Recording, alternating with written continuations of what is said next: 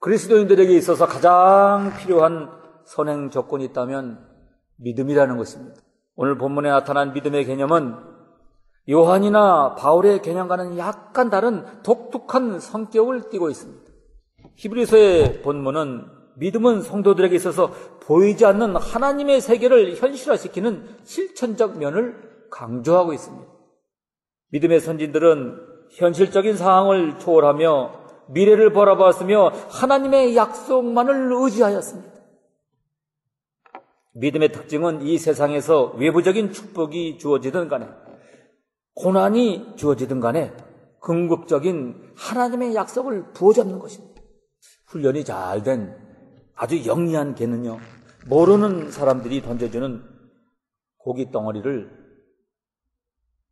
주인이 허락 없이는 먹지를 않습니다. 영리한 개는 먹고 싶다고 아무 곳이나 집어먹지 않고 먹기를 거부하는데, 하물며 하나님이 지은 사람이 더욱이 영으로 살아가는 크리스찬들이 육신의 소욕대로 절제나 거부하는 것이 없이 살아서야 되겠습니까?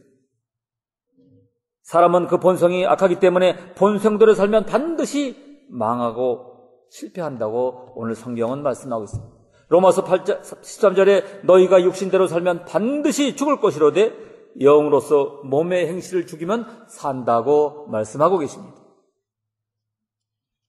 사람의 변화되지 못한 욕구에 대하여 거절하지 못하면 이는 마치 병들어서 질병이 깊어가고 있는데 병을 키우는 음식을 계속 주는 것과 같은 것입니다.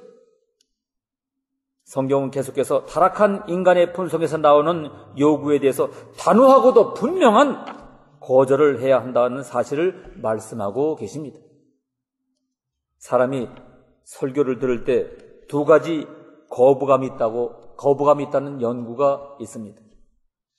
하나는 변화받지 못한 사람들의 거부감입니다. 하나님의 말씀을 들을 때 변화받지 못한 사람들은 그 하나님의 말씀에 대해서 거부감을 가지게 되고 심지어는 적개심을 가지게 된다는 것입니다.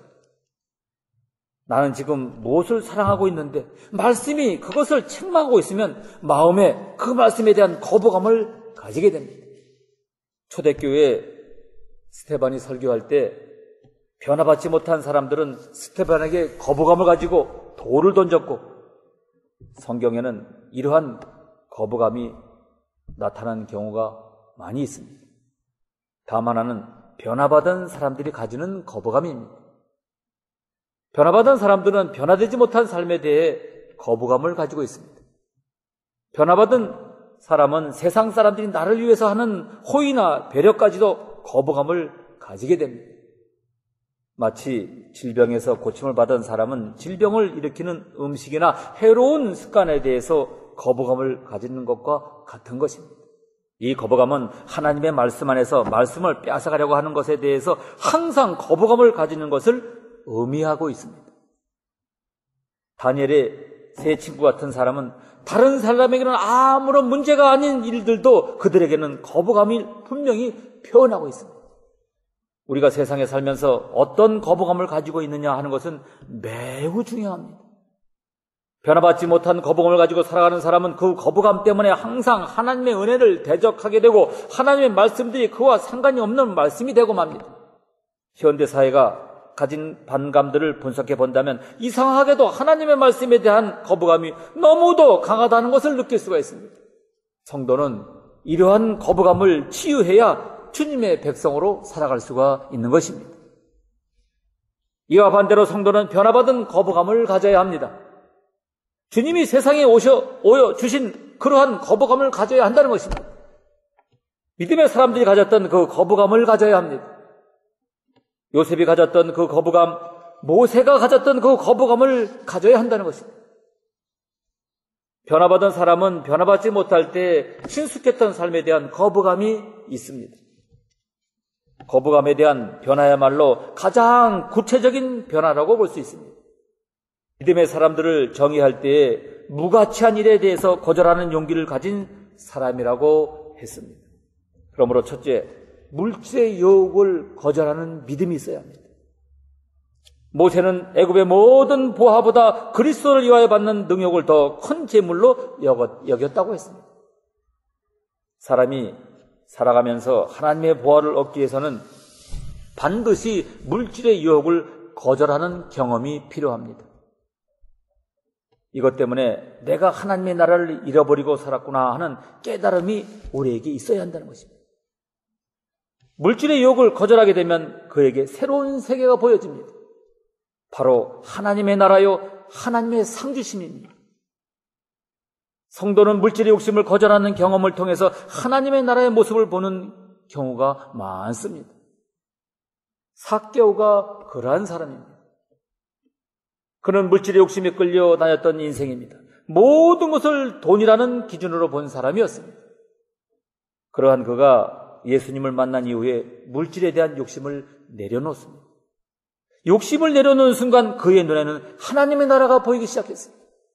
하나님의 자녀의 삶을 찾을 수가 있었던 것입니다. 물질에 대한 유혹을 거절하지 못하면 결코 그리스도를 볼 수 없다는 사실을 가룟 유다를 통해서 보여주고 있습니다. 오늘도 많은 사람들이 물질에 대한 욕심, 즉 애굽의 보화에 집착하기 때문에 하나님의 나라를 보지 못하고 하나님의 상주심에 대한 믿음을 가질 수가 없는 것입니다. 주님께 나온 한 청년의 이야기를 보면 그 청년은 주님께 영생에 대한 질문을 했습니다. 이때 주님은 이 청년이 물질에 대한 욕심을 내려놓지 않으면 하나님의 나라가 보여질 수 없기에 그 욕심을 내려놓고 주님을 따르라고 했습니다. 그러나 그 청년이 재물이 아주 많음으로 이 말씀을 듣고 근심하고 갔다고 성경은 기록하고 있습니다. 믿음의 조상 아브라함은 시나르 왕과 그 동맹군에게 포로가 된 롯을 구하기 위해서 집에서 훈련된 318인을 데리고 가서 약탈당했던 모든 재물과 자기 조카 롯과 포로되었던 사람들을 다 구출해 나옵니다. 이때 소돔 왕과 살렘 왕이 승리하고 돌아오는 아브라함을 맞이해 줍니다.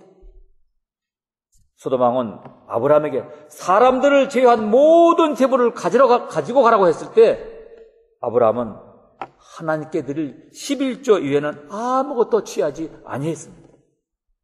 성경은 이렇게 기록하고 있습니다. 이후에 여호와의 말씀이 아브라함에게 임하여 가라사대 아브라함아 두려워 말라 나는 너의 방패라 말씀했습니다. 너는 지극히 큰 상급이라고 말씀하고 있습니다. 물질에 대한 욕심을 거절했던 아브라함에게 진정한 보상이 무엇인지를 보여주고 있습니다. 하나님이 그의 보상이 되어 주셨던 것입니다. 우리가 전 세계인이 존경하는 링컨 대통령을 우리가 너무 잘 압니다. 링컨은 내가 이러한 오늘이 있는 것은 지금은 이미 세상을 떠난 천사 같은 어머니 덕분이다 라고 말했어요. 링컨의 마음속에 남았던 것은 어린 시절 통나무집에서 어머니가 가르쳐준 10계명의 교훈이었습니다. 그 후 그에게 어떻게 뇌물을 거절할 수 있는가라는 물음에 그는 어머니가 가르쳐준 출애굽기 20장이 늘 귀에 쟁쟁했기 때문이라고 말했습니다. 영국의 문학자 벤슨이 지적한 대로 링컨은 금전에도 깨끗하여 가난한 자의 변호사였습니다.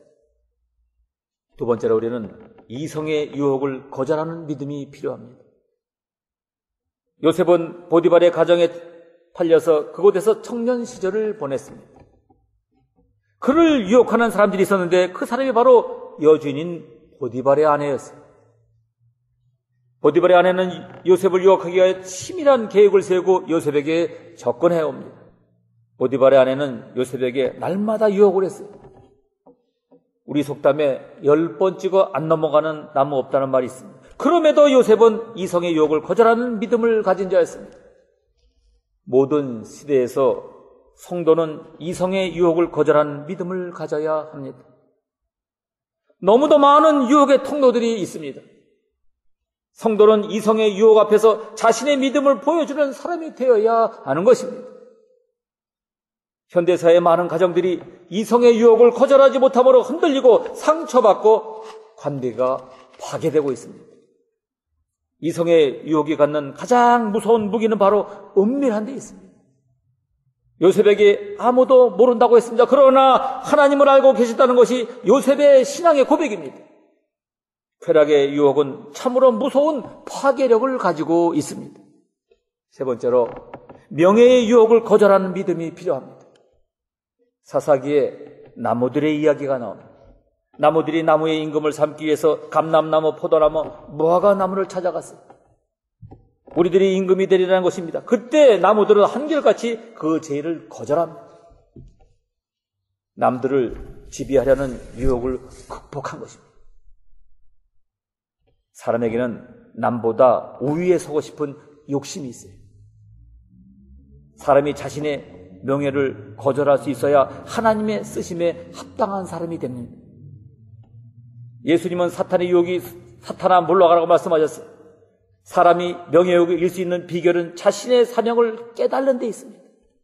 나이팅겔은 러시아와 영국을 비롯한 연합군과의 싸움인 크리미아 전쟁의 참상에 대한 타임즈 통신은 러셀의 보도가 전해진 후 어린 날의 친구였던 육군 대신 허버트의 위촉을 받아서 34명의 간원과 함께 전선으로 나갔습니다.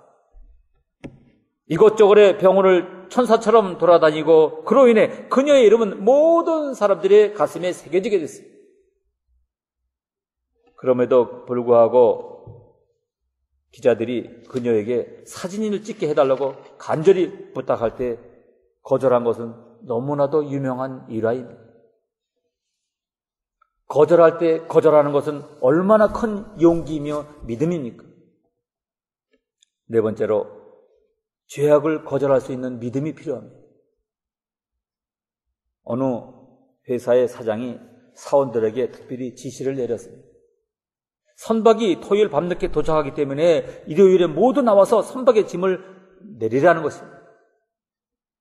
그러자 한 청년이 사장 옆에 나와 이렇게 말합니다. 사장님, 내일은 주일이기 때문에 저는 일을 할 수가 없습니다. 사장은 자신의 지시를 거역하는 사람과는 함께 일을 할 수 없다고 회사를 그만두든지 내일 나와서 일을 하든지 둘 중에 하나를 택하라고 말합니다. 그 청년은 자신의 심경을 이렇게 전했습니다. 늙은 어머니를 봉양해야 할 처지지만 주일에는 일을 할 수가 없군요. 그 뒤에 청년은 3주 동안 여기저기를 돌아다니면서 일자리를 구했지만 일자리를 얻지 못했습니다. 어느 날 시중의 모은행 간부가 운송회사의 사장에게 쓸만한 사람이 있으면 소개해달라는 부탁을 받았습니다. 지점을 하나 열어야 하는데 마땅한 사람이 없다는 것입니다. 믿을 만한 사람이 없다는 것입니다. 곰곰이 생각하던 사장은 자신이 해고했던 그 청년을 추천을 했습니다. 총재가 그를 추천하는 이유를 묻자 사장은 이렇게 답변했습니다. 물론 내가 그 청년을 해고했었는데 그가 일요일에는 절대로 일할 수 없다고 해서 그렇게 했던 것일세. 하지만 자신이 처한 형편에 따라 신념과 원칙을 바꾸지 않는 사람이라야 돈을 맡길 수 있지 않겠습니까? 결국 그 청년은 이전의 직장보다도 더 좋은 곳에서 일을 할 수 있게 됐던 것입니다. 올림픽 게임을 볼 때마다 느끼는 것은 금메달, 은메달을 딴 사람들의 예외 없이 자기와의 싸움에서 이긴 사람들임을 느끼게 됩니다. 먹고 싶을 때 먹지 않고, 마시고 싶을 때 마시지 않고, 쉬고 싶을 때 쉬지 않고, 육신의 일을 거절하고 육신의 소욕을 거부하고 맹훈련을 쌓았기 때문에 메달을 따는 것입니다. 어떤 선수는 0점 몇 초 사이로 금메달을 못 따고 금메달, 동메달을 따는 것을 또한 볼 수가 있습니다. 특히 레슬링 선수들을 보면 예외 없이 전부 귀들이 삐뚤어지고 불구자처럼 보입니다. 왜냐하면 훈련할 때 하도 짓눌리고 찍혀서 그렇게 됐어요. 그 분야에서 세계 제일이 될 수 있었던 것은 자기를 이기고 육신의 안일과 쾌락을 거절했기 때문에. 세상에서 금메달을 따고 1인자가 되는데도 먼저 자기와의 싸움에서 이기고 쾌락과 안위를 거절한 만큼 큰 상을 받는 것과 같이 하나님 앞에서 귀하게 쓰임받는 궁창의 별과 같이 영원히 빛나는 인물이 된 사람들은 더욱 자기를 절제하고 본능과 욕심을 거부한 사람들입니다. 모세가 그 대표적인 인물입니다. 오늘 본문 히브리서 11장 24절 26절에 믿음으로 모세는 장성하여 바로의 공주의 아들이라 칭함을 거절하고 도리어 하나님의 백성과 함께 고난받기를 잠시 죄악의 낙을 누리는 것보다 더 좋아하고 그리스도를 위하여 받는 능력을 애굽의 모든 보화보다 더 큰 재물로 여겼으니 이는 상 주심을 바라봄이라 했습니다. 바로의 공주의 아들로 편안히 살았으면 부귀 영화를 마음껏 누리고 살았을 텐데 애굽의 황제가 될 수도 있었지만 모세는 그 큰 기회를 거절했어요. 또 하나님의 백성과 함께 고난받는 것을 잠시 죄악의 날을 누리는 것보다 더 좋아하고 그리스도를 위하여 받는 능력을 애굽의 모든 보화보다 더 큰 재물로 여긴 것은 장차 더 크게 영원한 상을 바라보았기 때문인 것입니다. 잠시 죄악의 낙을 누리는 것을 거절하고 잠시 있는 나그네 세상에서 부귀 영화를 누리는 것을 거절했기 때문에 영원히 빛나는 인물이 되고 천국에서 영원한 상급과 멸류관을 받은 것입니다. 모세가 부름을 받았을 때 자기는 말도 못하고 도저히 감당할 수 없다고 망설일 때 하나님이 짚고 다니던 지팡이를 던지라고 했더니 그것이 뱀이 되었습니다. 지팡이는 우리의 몸을 의지하는 것이고 허리 아프고 다리가 아플 때 의지하고 도움을 받는 물건입니다. 그러므로 사명을 받은 하나님의 종들은 세상의 사람이나 권력을 하나님보다 더 의지하면 그것이 뱀과 같이 마귀로 변할 수 있다는 것을 암시해 주는 것이고 또 손으로 그 뱀을 꼬리를 잡으니 다시 지팡이가 되었다는 것은 마귀 같은 원수라도 바로만 잡으면 지팡이같이 우리를 돕는 자가 될 수 있다는 것을 가르쳐주고 있습니다. 사람이나 권력이나 물질을 하나님보다 의지했다가 그것이 마귀로 변할 여러 해 동안 고통당한 경험이 있지 않습니까?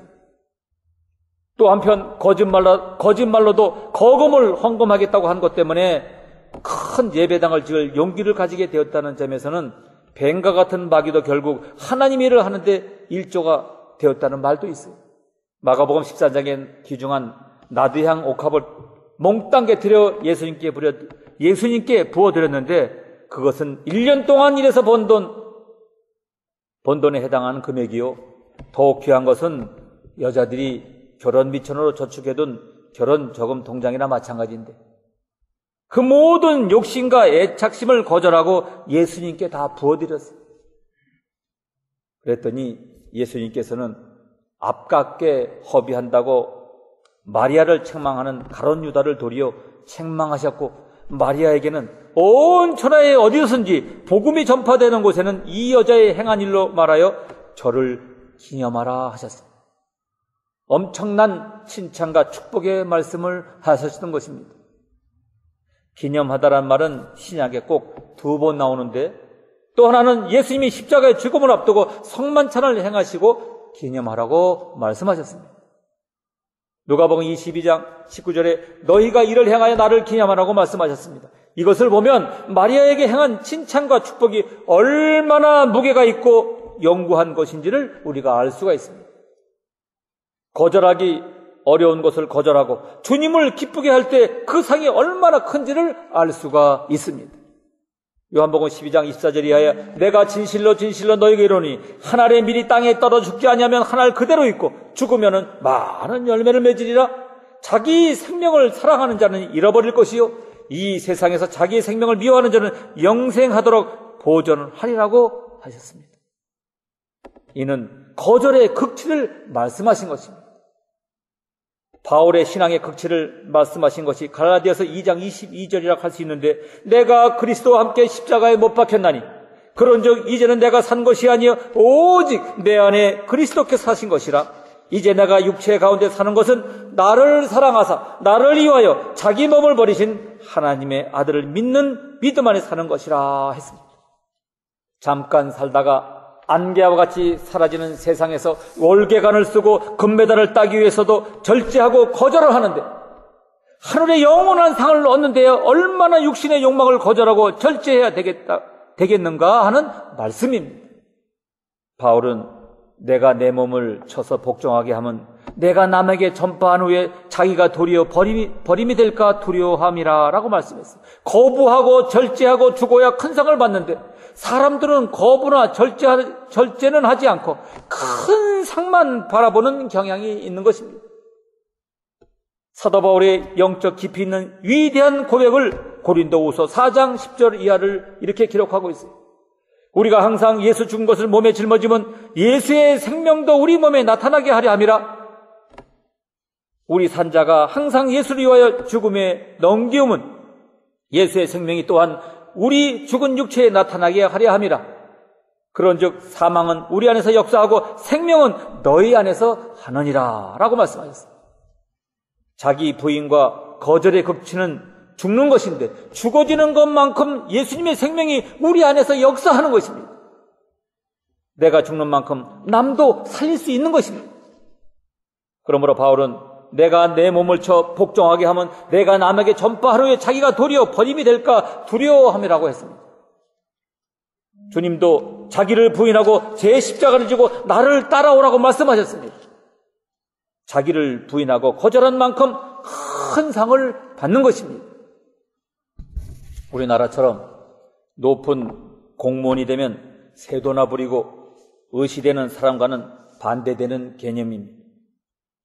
높은 공무원이 되면 세도나 부리고 의시되는 사람과는 반대되는 개념이 있습니다. 헌신적 자세나 지식이나 지능 지수보다 목표 달성과 자기 성취에 더 큰 영향을 준다는 것입니다. 한국의 재벌의 어느 자녀가 자기 회사 직원의 서비스가 마음에 안 든다고 온갖 욕설과 심하게 이야기해서 폭행까지 가했다는 뉴스를 보면서 어처구니 없는 저 가진 자들의 형태에 많은 국민들이 오늘 돈을 가라앉히지 못하고 있다고 합니다. 그는 세상의 물질을 많이 가진 자인지는 몰라도 아주 가난하고 불쌍한 인생입니다. 얼마 전에 하버드 대학에 내신 성적이 뛰어나 아시아계 사람들이 많이 입학했다고 하는데 그 해에 아시아 학생 10명이 낙제를 했다고 해요. 그 중에 9명이 한국 학생이라고 합니다.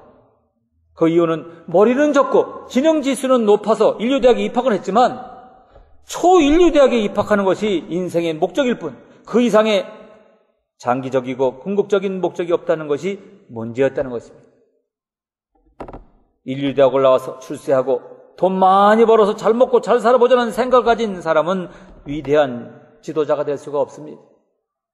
인류가 공통하는 추구하는 아름다운 세계를 만들기 위해서 자기를 부인하고 희생하고 헌신할 줄 모르는 사람은 훌륭한 지도자가 될 수 없고 시대적 주류 물결에 합류할 수도 없는 것입니다.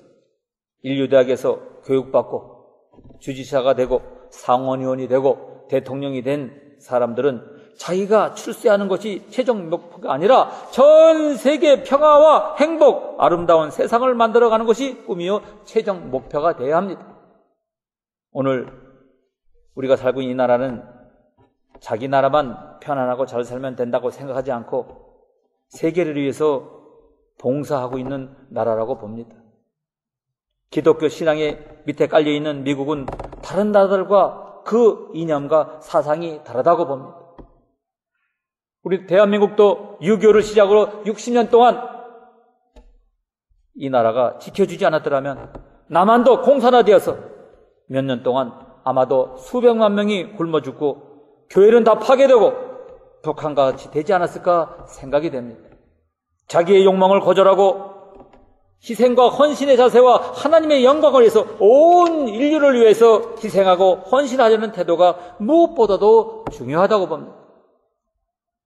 그래서 요즘 섬기는 지도자라는 말이 유행되고 그러한 책들이 많이 나오고 있습니다. 섬기는 지도자. 우리들도 하나님의 영광을 위해서 더 많은 영혼을 위해서 모세처럼 바울처럼 자신의 욕망을 거절하고 날마다 죽는 자기의 부인의 자세로 먼저 있어야 섬기는 교회도 부흥되고 진정한 지도자가 될 수 있다고 봅니다. 예수님 자신도 창조주이시며 메시아임에도 불구하고 마가복음 10장 45절에 인자가 온 것은 섬김을 받으려 함이라 도리어 섬기려 하고 자기 목숨을 많은 사람들의 대속물을 주려 한다고 기록하고 있습니다. 조물주가 피조물의 인간을 섬기고 자기 목숨까지 우리 인류의 대속물로 주기 위해서 오셨다는 것입니다. 요사이 유행하는 말 가운데 웰빙이나 하이리빙이니 양질의 삶이라는 말은 한마디로 잘 먹고 잘 살자는 것입니다. 어찌 보면 좋은 말 같으나 여기에는 하나님의 영광이나 국가를 위해 헌신하고 희생하자는 이념이 결여되어 있고 육신의 안일이나 쾌락주의의 삶이 인생의 목표가 되는 느낌을 줍니다. 심지어 하나님께 예배드리는 것도 놀기 위해서 즐기기 위해서 하는 것으로 해석하는 목사, 신학자들도 있어요. 순교자들처럼 내세 천국을 위해서 신앙을 고수하기 위해서 헌재의 삶을 포기하고 생명도 버리는 포기와 거절의 신앙은 점점 찾아볼 수가 없는 것입니다. 진리는 영원히 변치 않습니다. 예수님은 창조주시요 메시아로 오셨음에도 불구하고 인자에 온 것은 섬김을 받으려 함이라 도리어 섬기려 하고 자기의 목숨을 많은 사람의 대속물로 주려 한다고 말씀하셨습니다.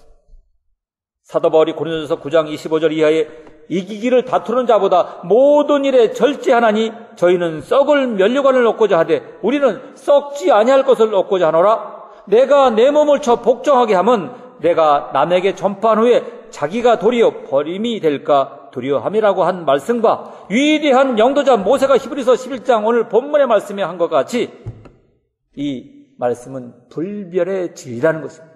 세상 것, 육신의 것을 거절하고 포기하면 그만큼 큰 상을 하나님으로부터 받게 될 줄로 믿습니다. 우리 모두가 거절할 것은 거절할 수 있는 바울과 같이 모세 같은 사람들이 되어서 마지막 이 재림의 신앙을 갖고 사는 우리들이 승리하는 여러분 모두가 다 되시기를 주님의 이름으로 축원드립니다. 축원합니다.